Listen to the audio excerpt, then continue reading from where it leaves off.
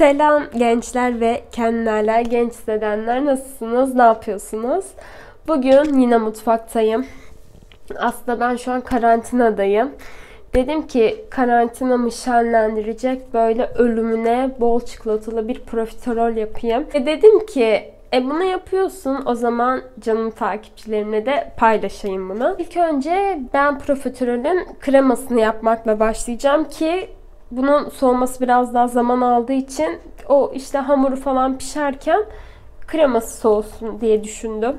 Şimdi önce normal herkesin evinde olan bir tencereye alıyorum.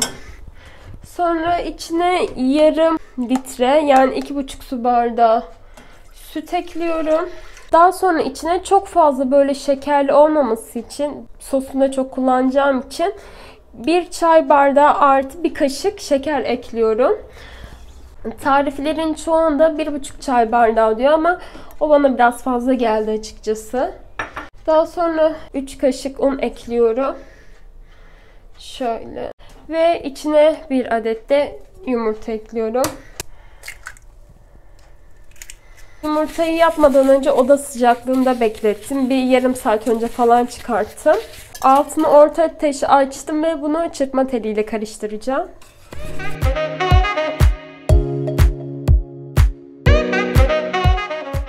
Göz göz olana kadar karıştıracağım. Daha sonra kapatmadan içine de 1 paket şekerli vanilin koyacağım. Böyle bir şeyleri sürekli ocak başında karıştırmaktan nefret ediyorum. Çorbayı falan da sürekli karıştırmaktan nefret ediyorum. Gerçekten hiç sevmiyorum yani. Ben bu tatlıyı sanırım en son lisedeyken yaptım diye hatırlıyorum. Çünkü bayağıdır yapmadım. Geçen gün Instagram'da dolaşıyordum. Bir anda karşıma çıktı. Dediğim gibi karantinadayım. Canım da çekti. Niye yapmıyorum dedim. Öyle yapasım geldi ve yapıyorum. Bu tahmini kaç saat sonra acaba kaynamaya başlar? Neyse, bekliyoruz. Böyle profiterole bakınca sanki zor tatlıymış gibi görünüyor ama aslında yapımı gerçekten çok kolay. Hani yapılması gereken, uğraştıracak pek bir şey yok bence. Zaten kremasını gördüğünüz gibi herkesin evinde olan malzemeler var. Hamurunda da hani herkesin evinde olabilecek malzemeler var. O yüzden bence yapımı çok zor değil. Şöyle hani soğuma şeylerini beklemek belki biraz sabırsızlandırıyor olabilir insanları ama yapımı gerçekten çok kolay. Biraz altını kıstım ben şimdi. Böyle dibini tutup dibinin yanmasını istemiyorum açıkçası. Göz göz olmaya başladı zaten. Şöyle 1 paket de şekerli vanilin ekliyorum. Birazcık daha karıştırıyorum. Daha sonra altını kapatacağım.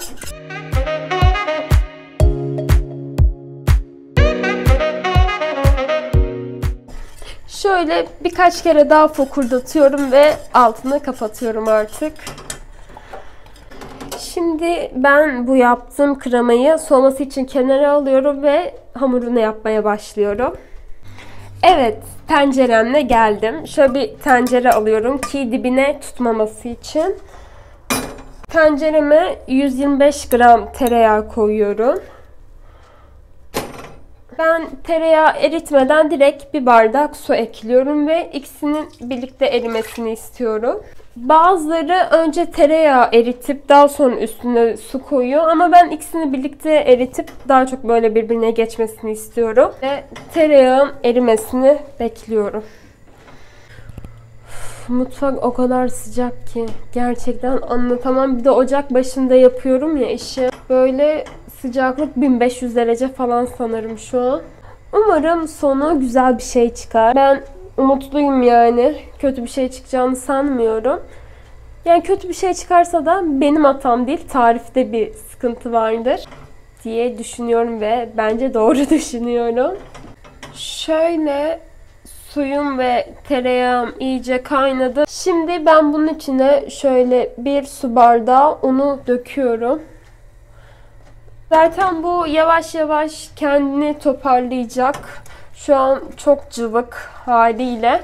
Piştikçe kendine gelecek zaten. Şu an sanki böyle bir bebek maması, sulu muhallebi olmuş gibi. Ama böyle yavaş yavaş kendine geliyor ve içinde hiç un kalmasını istemiyorum. İçindeki unları eze eze karıştırıyorum. Çok yüksek ateşte yapıp yanmasını istemiyorum. O yüzden dikkat edin siz de yaparken. Çok altı açık olmasın. Ona özen gösterin. Kolum yoruldu. Yani resmen kol kası yaptım. Ayrıca ben çok spor yapan bir insan da değilim.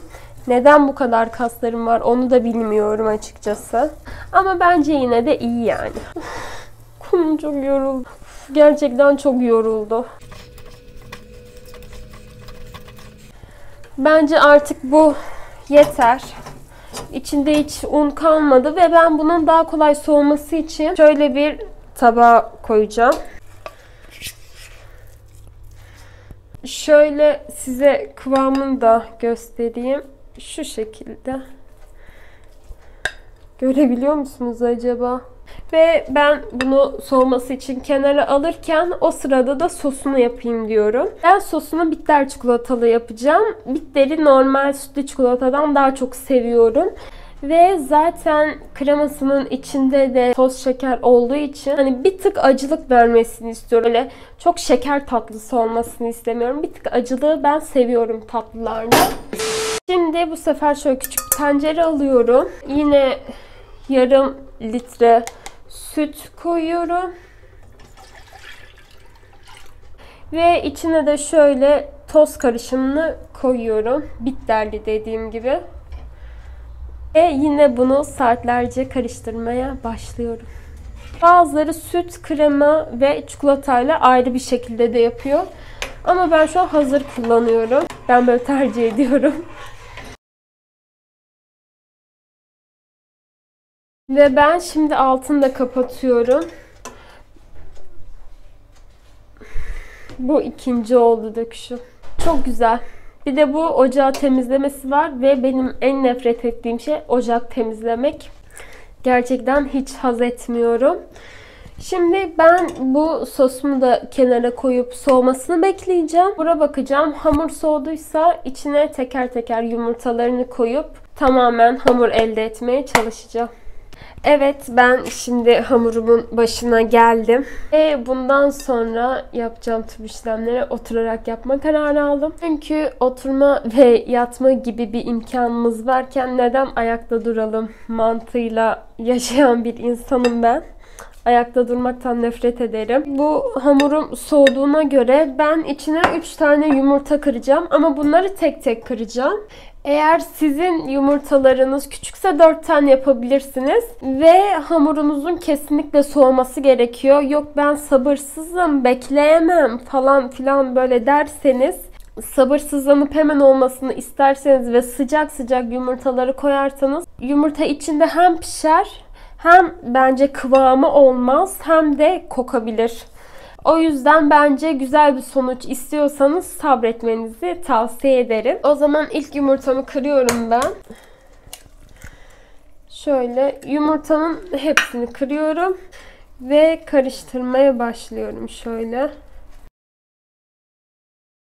Yumurta iyice içinde yok olana kadar karıştırın. Ve bu yumurta içinden iyice gitmeden diğerini sakın kırmayın. Yani gerçekten bunun tek zorluğu sürekli karıştırıyor olmak ve karıştırırken de insanın kolunun gerçekten ağrıması.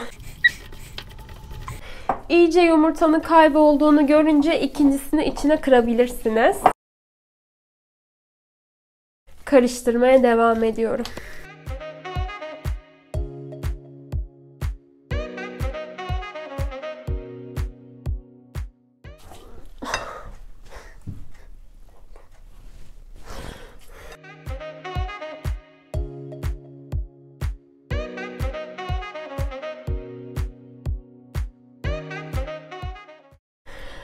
Ben bunu yaklaşık bir 10 dakikadır falan karıştırıyorum sanırım. Kolum gerçekten pert oldu şu an.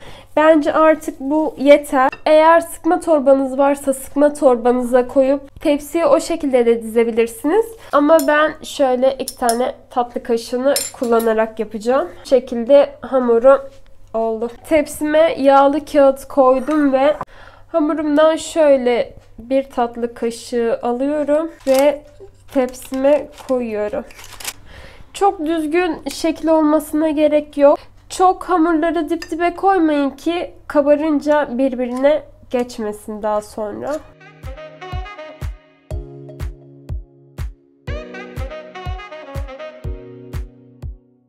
Şöyle hamurlar biraz yapışıyor gibi olduğunda böyle içinde iki kaşığı birbirine yuvarlayıp çıkartması daha kolay oluyor. Öyle denemenizi tavsiye ederim. Evet, şimdi ben şöyle 16 tane yaptım. Benim biraz daha hamurum kaldı. Bunun için ikinci tepsi yapacağım. Sizin eğer tepsiniz büyükse muhtemelen zaten hepsi sığacaktır. Şimdi ben bu hamurlarımı önceden ısıtılmış 180 derecelik fırına 40 dakikaya atıyorum.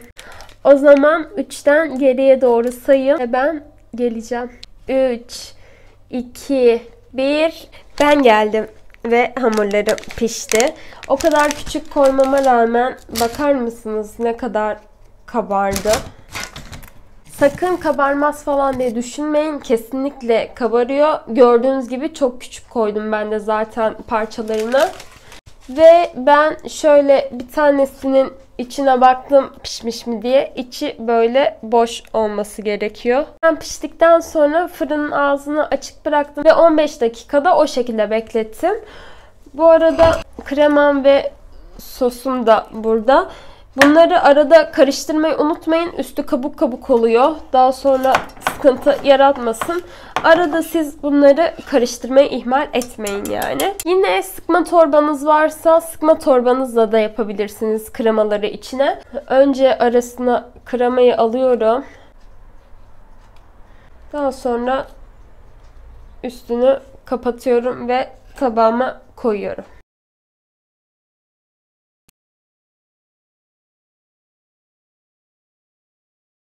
Siz arada fırınınızı kontrol etmeyi unutmayın. Belki yanabilir. Çünkü her fırın farklı sonuçta.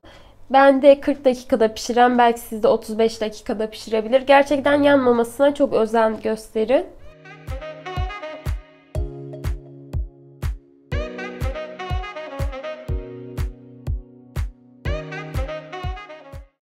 Ve şimdi geldik en güzel yerine, üstüne ölümüne çikolata dökeceğiz.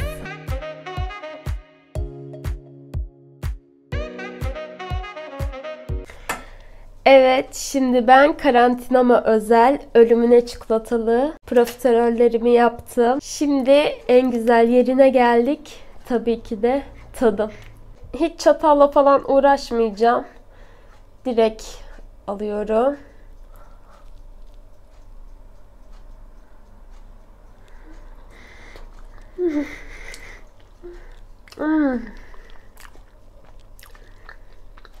Çok güzel.